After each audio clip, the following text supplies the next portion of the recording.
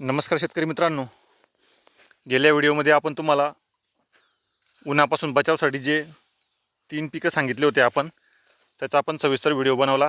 त्यानंतर आपण हा आता शेवटचा व्हिडिओ मित्रांनो या बाबतीत, कारण की ते बघू शकतात आता तापमान गेल्या 3-4 दिवसापूर्वी म्हणजे 8-10 दिवसापासून तापमानामध्ये जी मोठ्या प्रमाणात वाढ झालेली आहे, त्यामुळे बऱ्याच जणांच्या केळी बागांना खूप मोठा फटका बसलेला आहे। तर तुम्हाला आता हा लाईव्ह प्रूफ दाखवायचा आहे की सन गवताचा किती जबरदस्त फायदा मिळतो आपल्याला। तिथं बघू शकतात झाडाची हेल्थ बघू शकतात, पोगा एकदम सरळ रेषेत चालतोय। आपला एवढा 45-46 डिग्री तापमानामध्ये आपल्या झाडाला कसलाही नुकसान झालेलं नाही आहे। एक सुद्धा तुम्हाला झाडाचं पान तुम्हाला जळलेलं दिसणार नाही। इथं बघू शकतात पोगा सुद्धा आपला सरळ रेषेत चालतोय, एकाच जागेने मित्रांनो कुठेही बघू शकता तुम्ही। इथं बघू शकतात बघा। तर हा फायदा असो सन गवताचा। आणि दिवसेंदिवस दरवर्षी जे तापमानामध्ये मोठ्या प्रमाणात वाढ होते, त्यामुळे हे गवत जे दाट पेरलेलं कधीही फायदेशीर आहे। आता आम्ही दाट पेरल्यामुळे आमचं कुठल्याही केळीच्या झाडाला कसली इजा झालेली नाही आहे। आता आम्ही साधारण 30 मेला पूर्ण सरसकट काढून घेणार आहेत, जेणेकरून झाडाची वाढ व्यवस्थित व्हावी। आणि तापमानामध्ये बरीचशी घट झाल्यामुळे आता त्याला कापायला हरकत नाही 30 मेला। तर अशा पद्धतीने नियोजन आहे। आणि गेल्या व्हिडिओमध्ये आपण सांगितलं होतं की याचं आपण बियाणं कलेक्ट करून पैसे वाचवू शकतो। तर इथं बघू शकतात सन हे गवताचं बियाणं अशा पद्धतीने त्याला शेंगा लागतात।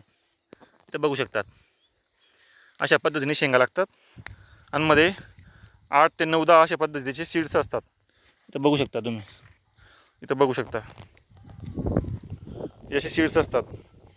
तर आता विषय मित्रांनो असा आहे की यावेळेस मी ठरवलं होतं की हे सीड्स कलेक्ट करायचे व यावेळेस, पण 30 मेपर्यंत हे सीड काही परिपक्व होणार नाही। त्यामुळे शेताच्या बांधावर किंवा कुठतरी आम्ही वेगळ्या साईडला 1-1.5 पट्टी अशी पूर्ण लावून देणार आहेत सन गवताची, जेणेकरून पुढच्या वेळेस आम्हाला ते कलेक्ट करता येईल बुवा या हिशोबाने। तर इथं बघू शकतात जबरदस्त रिझल्ट आपल्याला मिळालेला आहे। पूर्ण केळी झाडाचं हेल्थ तुम्ही बघू शकतात आणि पूर्ण प्लॉट बघू शकता मित्रांनो, किती सुंदर प्लॉट आहे। पूर्ण एवढी हिरवळ आहे, पाण्याचं पण आपण व्यवस्थित नियोजन केलं आणि एवढं दाट सन पेरल्यामुळे या ठिकाणी आपलं पूर्ण केळीचा बचाव झालेला आहे। आणि या ठिकाणी आपण खतांचा पण व्यवस्थापन अतिशय चांगल्या पद्धतीने केलं असल्यामुळे एवढा चांगला रिझल्ट आपल्याला बघायला मिळतोय। झाडांची मर इथं बघणार तुम्ही, तुम्हाला अगदी नगण्यच तुम्हाला कुठंतरी मर झालेली दिसेल सुरुवातीला खोड लागवडनंतर तुम्ही बघू शकतात। आता आपण तुम्ही एका आवडीमध्ये पण बघू शकतात झाडाचे पोग अतिशय सरळ रेषेमध्ये आहेत, ते बघू शकतात। तर एवढ्या जबरदस्त टेम्परेचरमध्ये सुद्धा आपण केळी बाग व्यवस्थित सजवलेली आहे मित्रांनो। म्हणून सन गवत हे नक्की लावा। आणि आता पुढे तुम्हाला मी देचा म्हणून एक गवत आहे ते पण तुम्हाला दाखवतो, त्याचे किती फायदे आहेत ते पण आपण तुम्हाला दाखवतो। तर आम्हाला गेल्या वेळेस बियाणं मिळत नव्हतं बाजारामध्ये, त्यानंतर आम्ही मग देचा लावलं होतं काही प्रमाणात। तर इथं बघू शकतात हे देचा आहे, त्याला पण शेंगा लागलेल्या आहेत, पण त्याला पण परिपक्व व्हायला वेळ मिळणार नाही आहे। तर इथं बघू शकतात देच्यामध्ये पण अतिशय चांगला रिझल्ट आहे।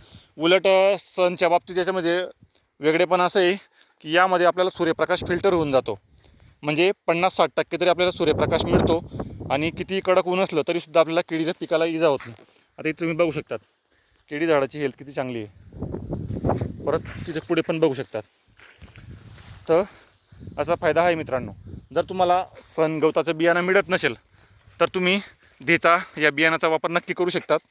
आणि अशा पद्धतीने या शेंगा लागलेल्या या शेंगा पूर्ण परिपक्व झाल्यानंतर याला कलेक्ट करू शकतात, जेणेकरून तुम्हाला बाजारातून विकत घ्यायची गरज पडणार नाही।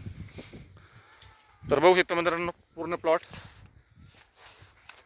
इकडं आपल्याला बियाणं एवढं अर्धा शेत झालं होतं व्यवस्थित, पण नंतर बियाणं संपल्यामुळे आपल्याला देचा गवताची आपण इथं लागवड केली होती।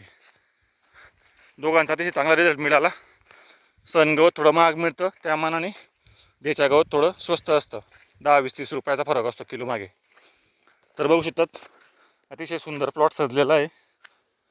आणि मित्रांनो आता दरवर्षी जर तुम्ही मार्चमध्ये किंवा मार्चनंतर बाग लागवड करत असणार तर बाग लागवड केल्यानंतर लवकरात लवकर तुम्ही सन किंवा देच्या गवताची लागवड करून घ्यायला पाहिजे।